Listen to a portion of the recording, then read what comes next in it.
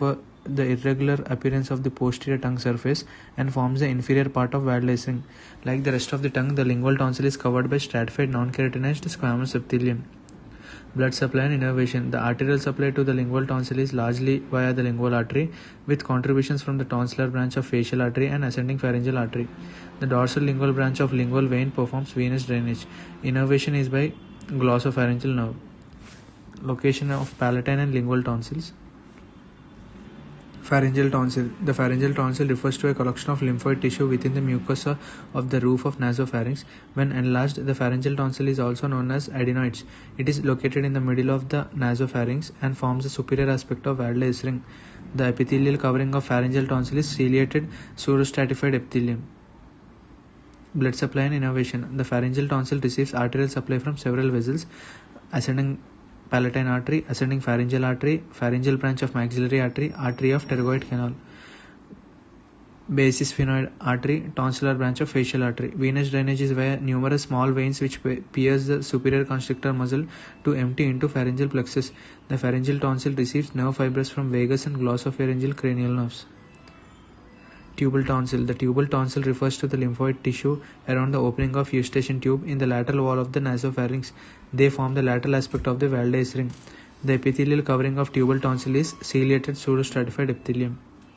Blood supply and innervation. The neurovascular supply is similar to other structures in the nasopharynx.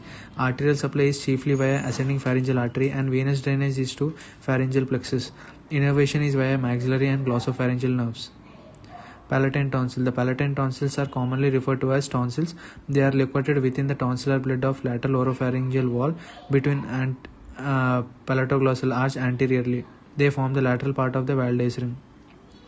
Each tonsil has free medial surface which projects into the pharynx. The lateral surface is covered by fibrous capsule and is separated from the superior constrictor of tonsillar bed by loose areolar connective tissue.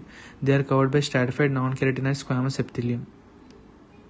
Blood supply and innervation. The arterial supply to tonsil is via tonsillar branch of facial artery. It pierces the superior constrictor muscle to reach the palatine tonsil. The venous drainage is via external palatal vein that drains into facial vein and numerous smaller vessels which drain into pharyngeal plexus. The palatine tonsil receives innervation from maxillary nerve and glossopharyngeal nerve.